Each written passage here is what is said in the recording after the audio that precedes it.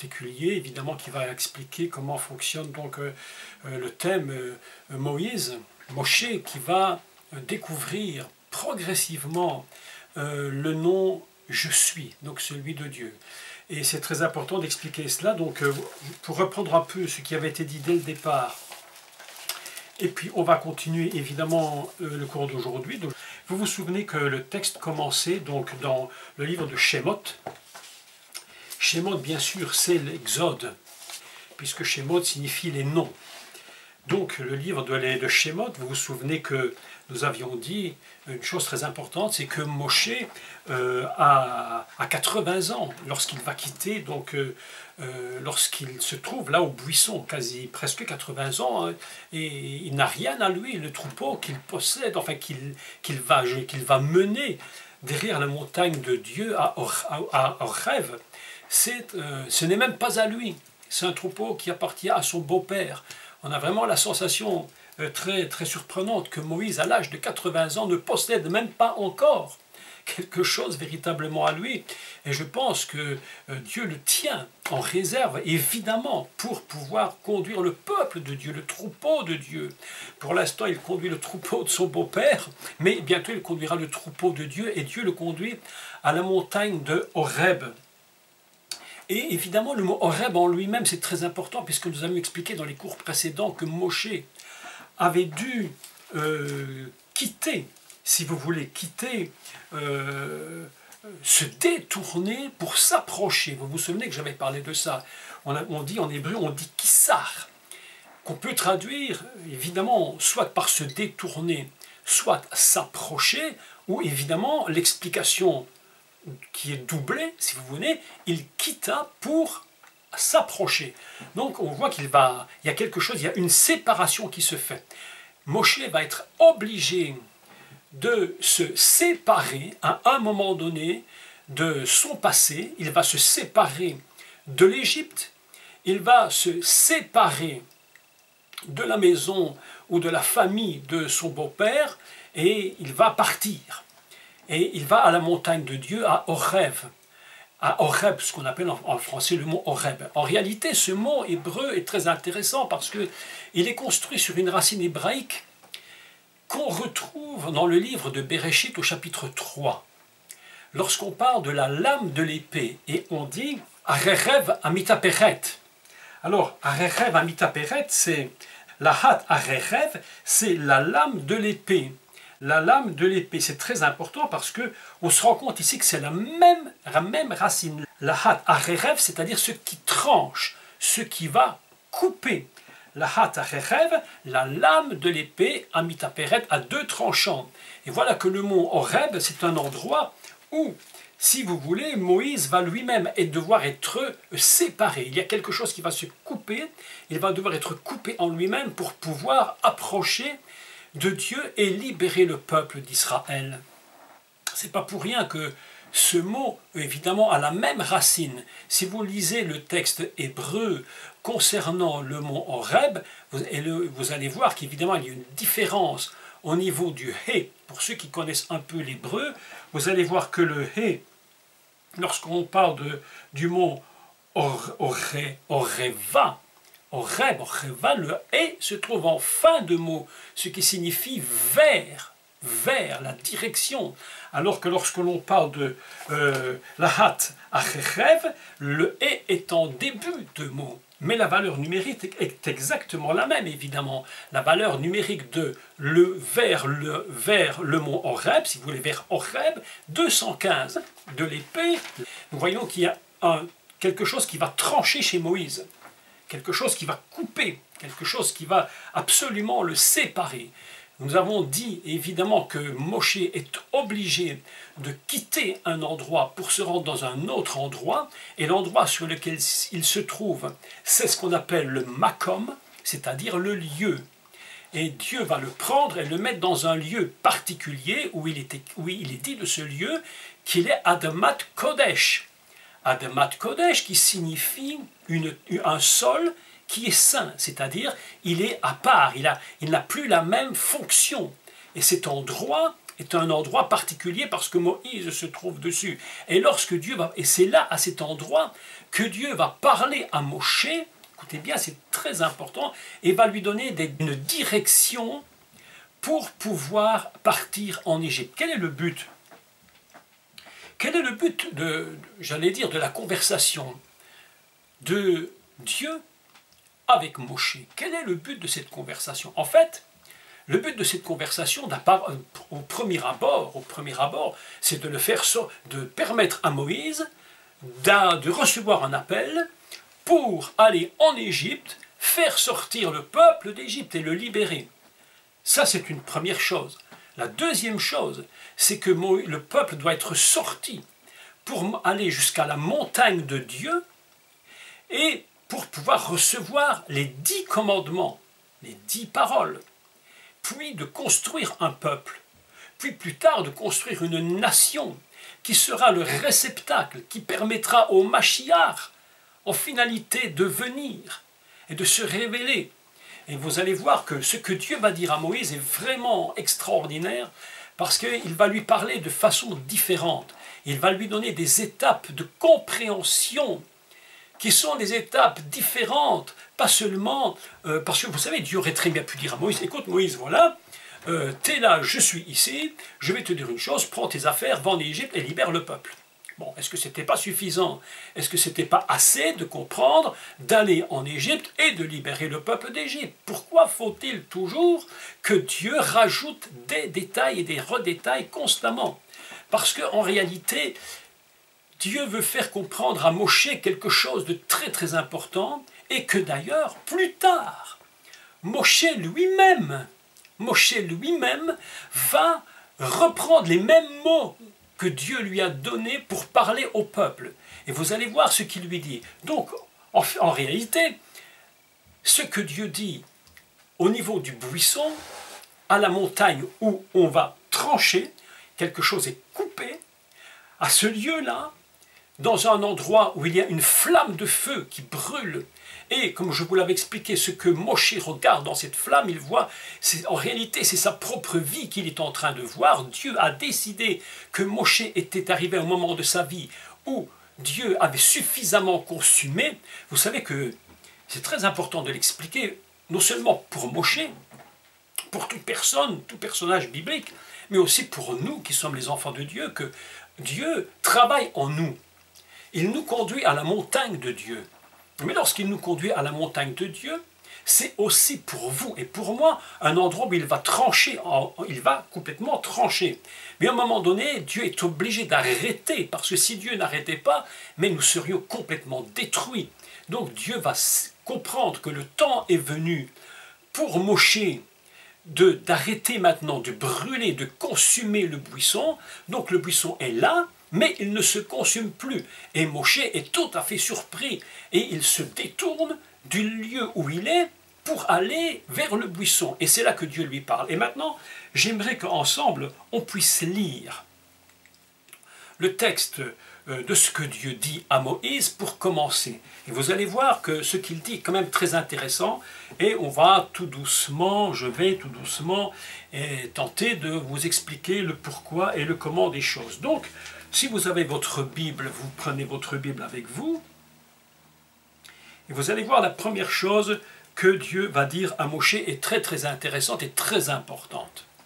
Donc, voilà que au verset 5 du chapitre 3, en hébreu on dit Gimel, le verset 3 du chapitre 3 de Shemot, et nous lisons à partir du verset 6. Vous vous souvenez donc qu'il lui a dit c'est une terre sainte, ôte tes chaussures de tes pieds, je ne redis pas cela, on a tout dit la semaine passée là-dessus, enfin tout dit ce qu'on pouvait dire, ce que je pouvais dire, et aujourd'hui on lit. Il dit, je suis le Dieu de ton père, le Dieu d'Abraham, le Dieu d'Yitzhak, le Dieu de Jacob. Moshe se cacha le visage car il craignait, il avait peur, il craignait de regarder Dieu. Voilà une introduction bien surprenante. Lorsque j'ai lu le texte, je me suis dit, mais c'est quand même pourquoi? Pourquoi faut-il que Dieu prenne le temps de donner 4 niveaux de sa propre révélation, de son propre être.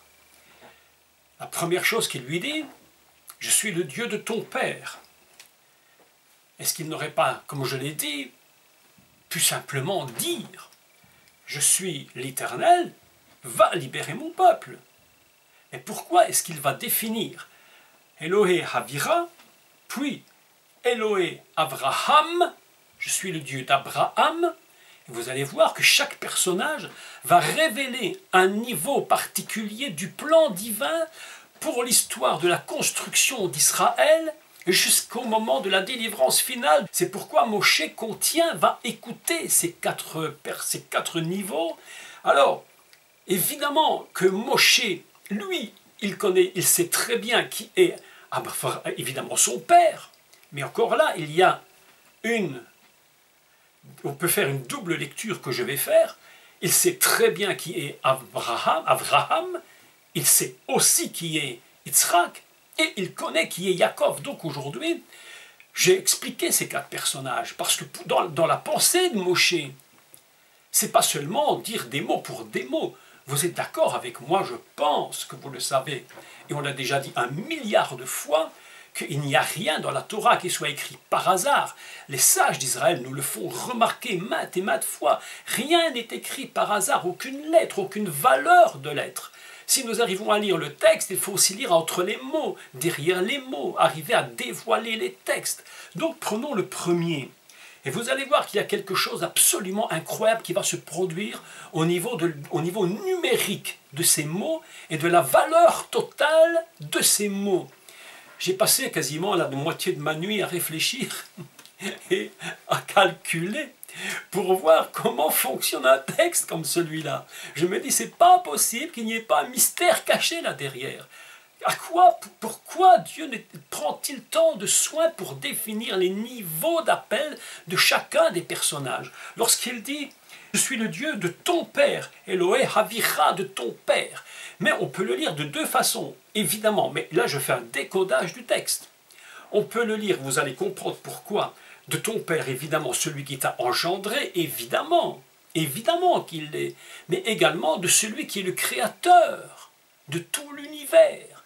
Je suis le Dieu de ton Père, Elohé Havira, celui qui est en réalité le commencement, celui qui est dans le décodage du texte, le mot Père prend tout un sens, puisque c'est un décodage. Si vous prenez le mot Elohé, enfin l'expression Elohé Havira, vous allez je l'ai calculé bien entendu pour vous, sa valeur numérique, elle est 7. Elle vaut 7, comme le chiffre du commencement de toute la création. Pour que Dieu commence une œuvre, il faut toujours que Dieu commence par le commencement, le début du début. Vous vous souvenez que, excusez-moi, je prends juste un petit peu d'eau, vous vous souvenez que Dieu, c'est pas un Dieu, je l'ai dit 1 million de fois, c'est pas un Dieu qui essaie d'arranger les choses, de mettre des pansements à droite à gauche, de refaire une prothèse sur une jambe qui ne va pas. Dieu dit non, moi je repars dès le commencement. Je suis le Dieu de ton Père. Elohé Havira.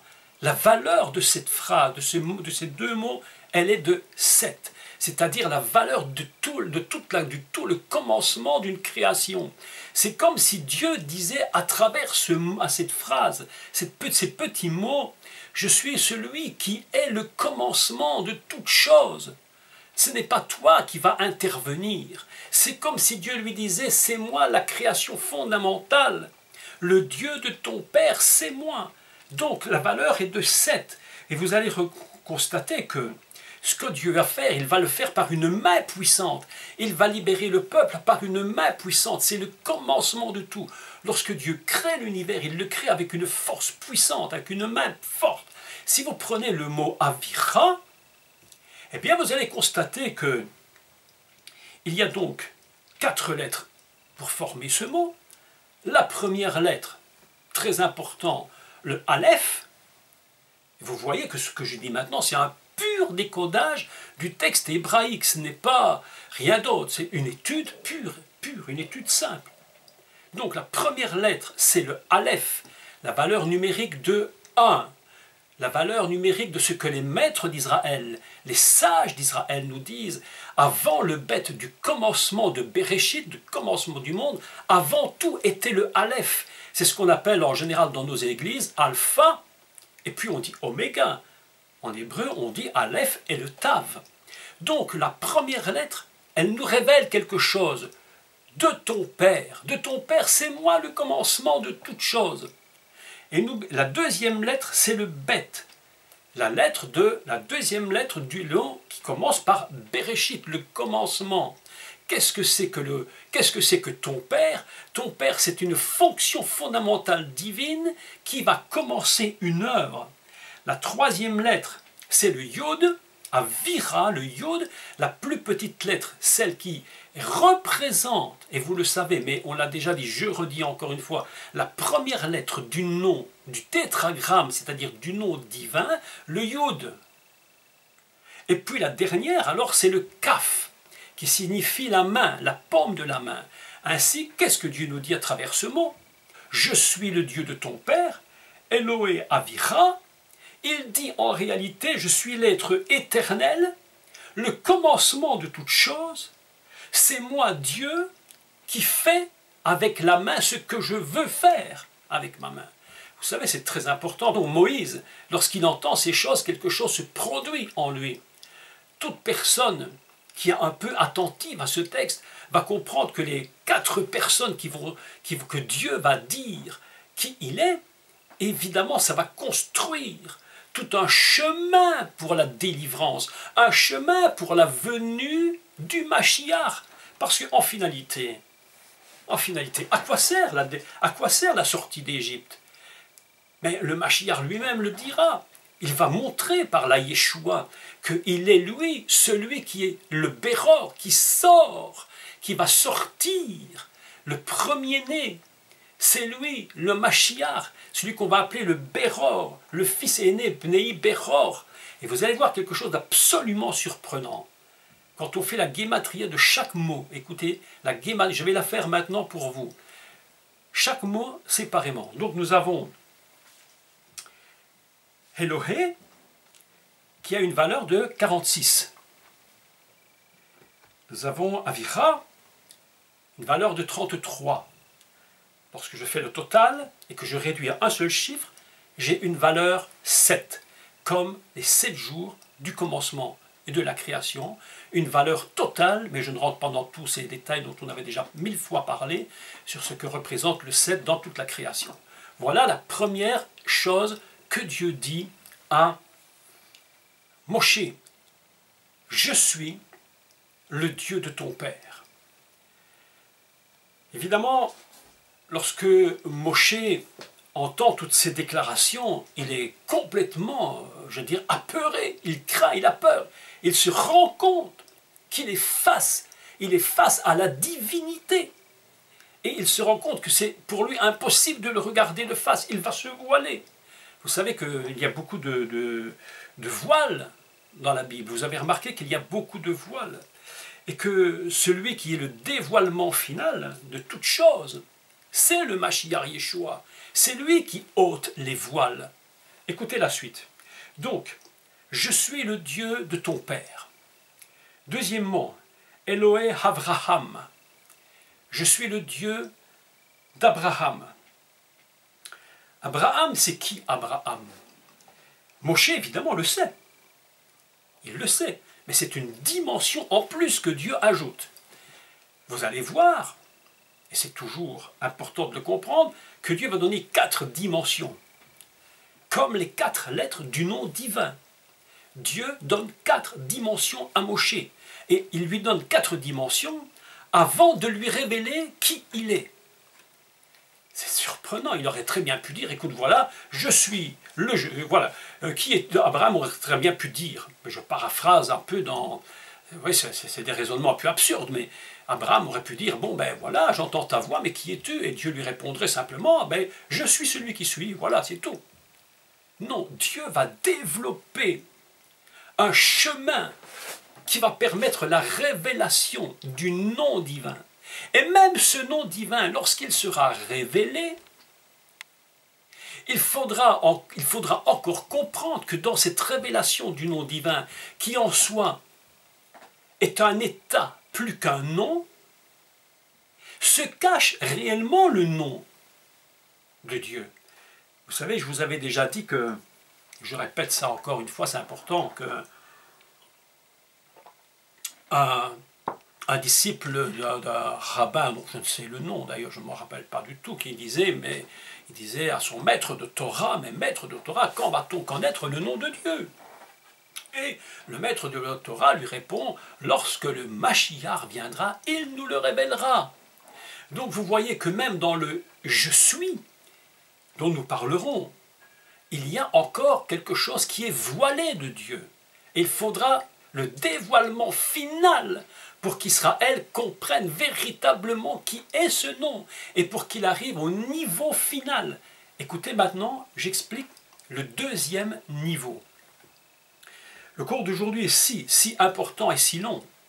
Je ne sais même pas si aujourd'hui j'aurai le temps de tout dire ce que je voulais dire, mais sinon on le fera en 2 fois ou 3 fois. Voilà donc une première intervention de Dieu. Moshe est au buisson. Il est coupé. Il est au nom de, j'allais dire, de l'épée. Au nom Horeb, au nom de l'épée. Il est coupé. Quelque chose maintenant en lui peut comprendre et entendre ce qu'il n'aurait pas pu entendre avant. Écoutez maintenant. Je suis le Dieu d'Abraham. Elohé, Abraham. Qui est Abraham? Abraham, c'est d'abord celui qui a quitté l'idolâtrie, qui a quitté Ur-Kaldim, qu'on appelle Ur en Chaldée. Je rappelle au passage, mais c'est important d'expliquer tous ces principes pour rentrer dans le texte. Qu'est-ce que veut dire Ur-Kaldim? De nouveau, les maîtres d'Israël nous disent qu'attention, lorsque vous lisez Ur, il ne faut pas lire Or. Même si ça s'écrit de la même façon, ne lisons pas Or, lisons Ur. Pourquoi? Parce que Ur signifie la lumière, et Or aussi signifie la lumière.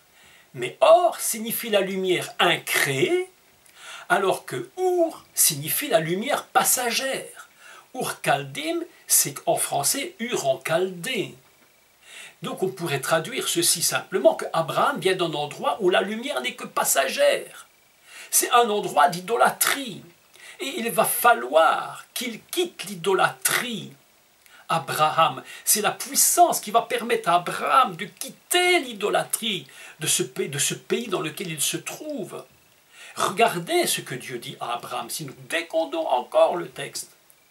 Qu'est-ce que l'Égypte? Qu'est-ce que Mitzraïm?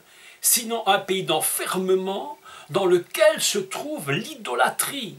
L'idolâtrie est à un tel point qu'ils ont des dieux de animaux, ils ont toutes sortes de dieux qu'ils adorent. C'est un pays d'idolâtres. Et c'est comme si Dieu disait à Moshe, et quand je dis c'est comme si, c'est ce que Dieu dit réellement à Moshe. De même qu'Abraham a quitté l'idolâtrie, c'est moi le Dieu suprême qui vais te faire quitter également l'idolâtrie, qui va permettre à mon peuple d'Israël, à mes enfants, à mes fils, de quitter l'idolâtrie de l'Égypte. C'est pourquoi nous avons ici un chemin de délivrance.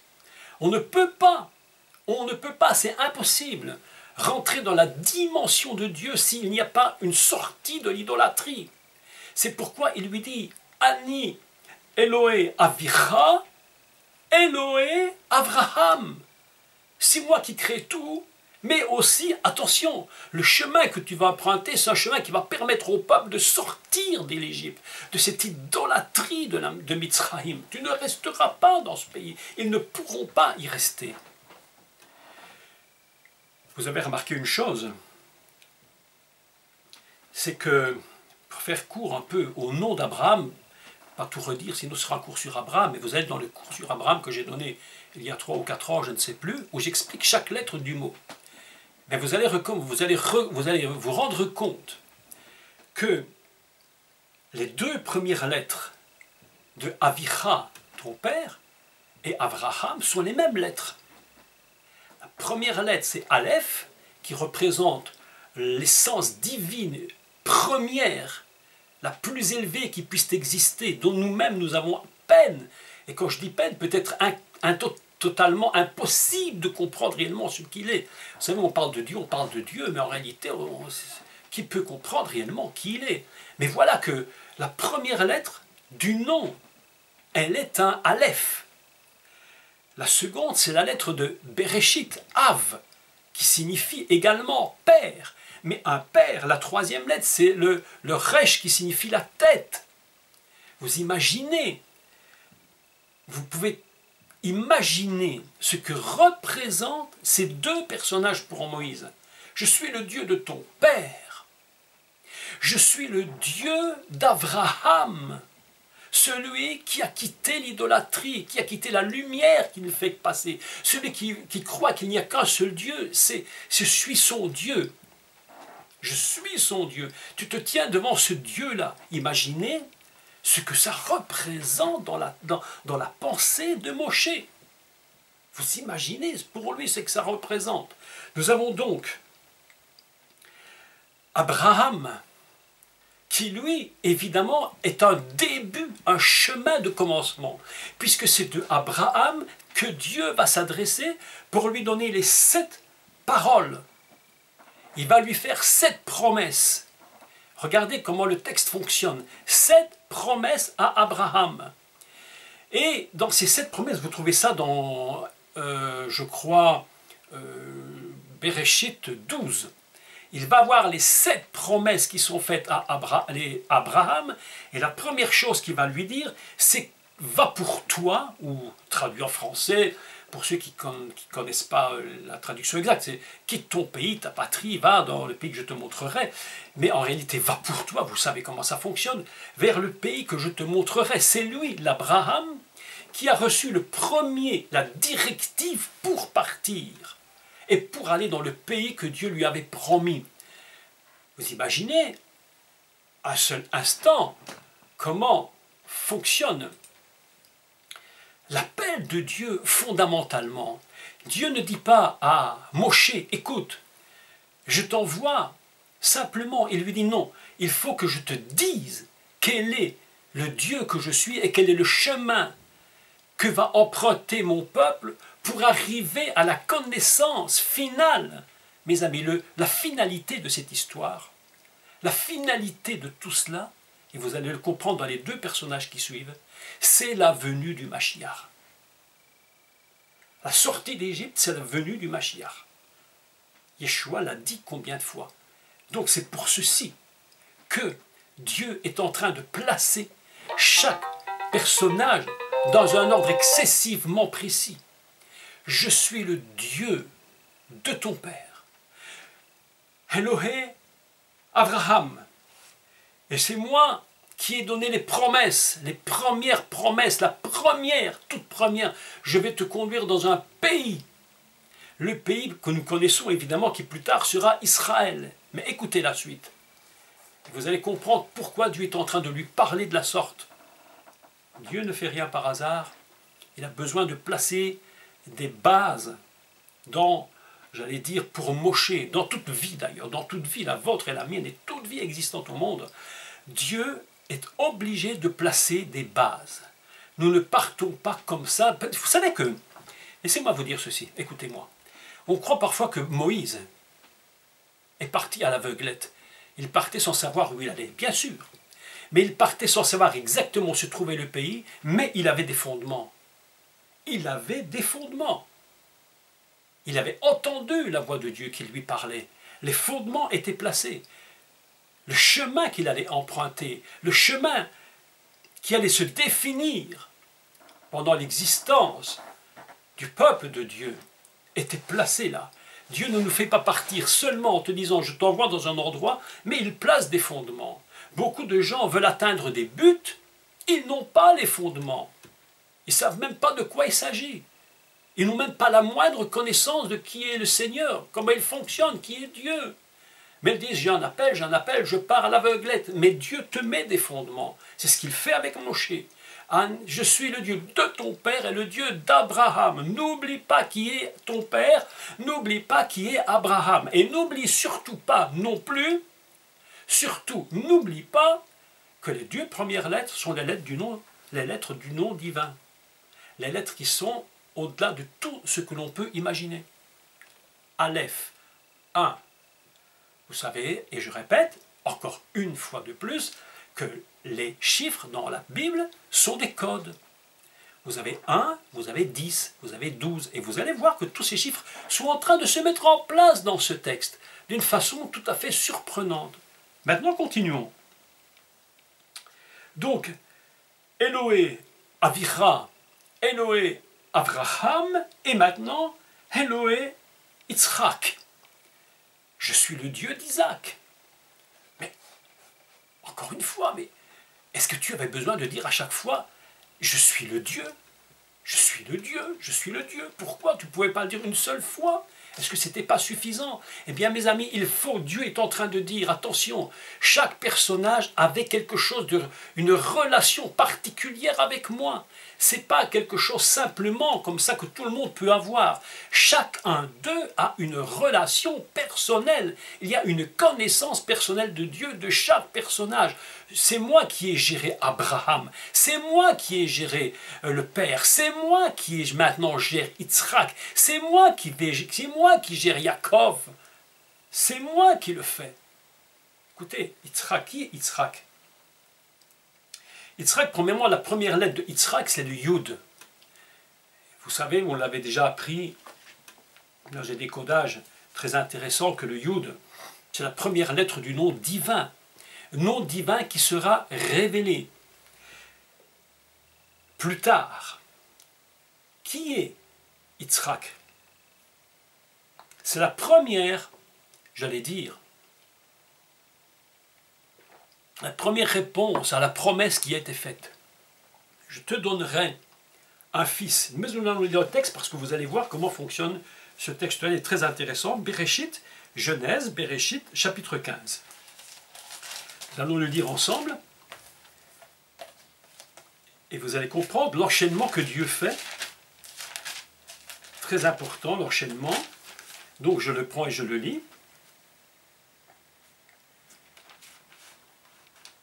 Nous sommes avec Abraham, et puis Dieu lui parle. Chapitre 15, verset 1. Donc Aleph, verset 1. Après ces événements, la parole de l'Éternel fut adressée à Abraham dans une vision, et il dit, « Abraham, ne crains rien. Je suis ton bouclier, ta récompense sera très grande. » Abraham répondit, « Seigneur éternel, que me donneras-tu? Je m'en vais sans enfant, et l'héritier de ma maison, c'est Eliezer, de Damas. » Et Abraham dit, « Voici, tu ne m'as pas donné de postérité, et celui qui est né dans ma maison sera mon héritier. C'est ainsi dans la coutume. Voilà, je n'ai pas d'héritier, c'est lui qui le sera. » Alors, la parole de l'Éternel lui fut adressée ainsi, en ces mots. Ce n'est pas lui qui sera ton héritier, mais c'est celui qui sortira de tes entrailles, qui sera ton héritier. Après l'avoir conduit dehors, il dit, regarde vers le ciel et compte les étoiles. À partir de ce texte-ci, je vous renvoie évidemment à l'appel d'Abraham dans le cours qui s'appelle l'appel d'Abraham, parce que là, j'explique en détail comment il faut lire ce texte. Non pas seulement comme c'est écrit, mais il y a une autre lecture, je l'explique. Je continue. Regarde vers le ciel et compte les étoiles, si tu peux les compter. Abraham, et il lui dit, telle sera ta postérité. Abraham eut confiance en l'Éternel qui le lui imputa à justice. Voilà maintenant plusieurs choses qui sont dites. Tu auras une postérité qui ne sera pas Eliezer. Ta postérité sera un enfant de tes entrailles, Yitzhak. C'est-à-dire qu'Yitzhak représente dans le chemin que va emprunter Israël le fils de la promesse. Celui qui sera le fils de la promesse. celui dont Dieu va dire ton fils, celui ton unique, celui que tu aimes. Et vous savez que ça a tout un sens, puisque on est en train de parler celui que tu aimes, ton fils unique, alors qu'en réalité nous savons qu'il en avait un autre, qui était Ishmaël. Voilà qui est Yitzhak. Il est la première part de la promesse. Le premier qui va être vraiment la révélation que ce que Dieu a dit à Abraham est possible et va s'accomplir. C'est Yitzhak, la réalisation de la promesse. Parce que sans lui, il n'y aura pas d'Israël plus tard. Et c'est pourquoi dans ce même texte, il va lui dire, je vais te donner une postérité qui sera pas Eliezer, mais un fils. Et puis il dit, sors et regarde les étoiles. Et là, il va parler du peuple d'Israël. Et il va parler d'un autre personnage, dont il n'est pas fait mention littéralement, mais dont nous savons qu'il s'agit de lui. Et qui est-il? Mais le quatrième personnage, qui donc? Yaakov. Elohé Yaakov. Vous voyez que dans cette première déclaration, tout à fait, je dirais, à la lecture extrêmement banale, en réalité, nous nous trouvons ici devant une dimension exceptionnellement élevée qui est en train de dire à Moshe, voilà Moshe, écoute-moi bien, je devais te faire, le peuple que tu vas sortir d'Égypte va passer par un chemin. Et ce chemin, c'est le chemin des 4 personnages dont je viens de te parler et que je... Alors, les gématrias sont intéressantes parce que les valeurs numériques, écoutez, elles sont formidables. Je vais les additionner, vous allez comprendre. Donc, je vous ai dit que Avicha, ton père, est 7, Avraham 6, évidemment que le 6 représente tout un ensemble de choses, puisque Elohé Avraham 6 c'est le jour où va naître, où va apparaître l'humain sur la terre, comme si Abraham lui-même était ce commencement de cet homme qui va recommencer toute chose. Yitzhak, sa valeur est de 2, quand on réduit à un seul chiffre. Yaakov, sa valeur est de 3, quand on la réduit à un chiffre. Et lorsque l'on fait l'ensemble de tout cela, écoutez bien maintenant, c'est ici que nous trouvons le secret de cette phrase. Lorsque vous faites l'ensemble, vous trouvez un chiffre réduit à une valeur unique. Donc 7 et 6 et 2 et 3, 18. Et lorsque vous rentrez dans cette gématria, vous voyez que 18 c'est 8 et 1 forme le 9. Et qu'est-ce que la valeur de 9? La valeur de 9, c'est la valeur de celui qui engendre. Puisque Adam lui-même vaut 9, celui qui engendre. C'est-à-dire que Dieu lui dit à travers ces 4 personnages, c'est à cause de ce chemin que je vais engendrer la délivrance de ce peuple. Mais il ne s'agit pas d'une délivrance seulement de l'Égypte, il s'agira de la délivrance qui va aller jusqu'à la fin des temps. C'est moi le Dieu qui engendre. Ces 4 personnages représentent l'engendrement. Je suis le Dieu de ton père. Je suis le Dieu d'Abraham, je suis le Dieu d'Isaac et le Dieu de Jacob. Tout ça mis ensemble forme quelque chose d'absolument fantastique. Et Abraham va devoir libérer, écoutez, alors ici c'est vraiment quelque chose de formidable, ces 4 forces, ces 4 dimensions. Donc en fait ces 4 forces, ces 4 dimensions incroyables de commencement, de promesses, d'accomplissement, de justice. Écoutez maintenant, Yaakov, celui qui est Yaakov, qui va-t-il devenir plus tard? Israël. Il va devenir Israël. Vous voyez que ces 4 forces sont enfermées, littéralement enfermées en Égypte. Il va falloir que le Dieu Tout-Puissant, qui est en train de lui dire « c'est moi qui fais cette œuvre », je libère aussi ces 4 dimensions de l'Égypte. Il faudra que ces 4 dimensions puissent sortir de l'Égypte pour que le chemin du Mashiach puisse se faire. C'est l'œuvre messianique, c'est l'œuvre de Moshe. de pouvoir sortir les 4 forces qui sont enfermées dans la terre d'Égypte, c'est-à-dire la terre père. Et d'ailleurs, Moshe lui-même le dira, celui qui m'a dit d'aller vers vous et qui est le je suis, comment il va le dire? C'est celui qui est le Dieu de vos pères, le Dieu d'Abraham, le Dieu d'Israël et le Dieu de Jacob. Il leur redit la même chose, comme pour leur dire ces 4 forces qui sont en Égypte, il va falloir les sortir d'Égypte, sinon ça ne pourra pas fonctionner. Il faut libérer les forces divines, il faut libérer ces 4 forces de l'Égypte. Il faut sortir de la matrice de l'Égypte. Et Moshe, écoutez bien, Dieu lui dit, c'est moi, Elohim, c'est moi qui fais ces choses. Toi, Moshe, et je fais ici la paraphrase, je fais ici une explication, c'est qu'une explication. C'est comme si Dieu avait dit à Moshe, écoute, tu es le bistouri, mais c'est moi le chirurgien. Tu es le bistouri, tu vas servir à couper la matrice et à sortir ces 4 forces de là. Mais c'est moi qui suis Dieu. Elles sont enfermées en Égypte. Toi, tu serviras pour les sortir de là. Et je vais te donner la force de les sortir en te donnant une puissance extrême. Extrême. Et c'est pourquoi les 4 lettres du nom divin, c'est toujours la valeur de 1 ou de 10. Ces 4 premières lettres de ces personnages, Aleph, Aleph, Yud, Yud, elles ont tous une valeur de 1, une unité.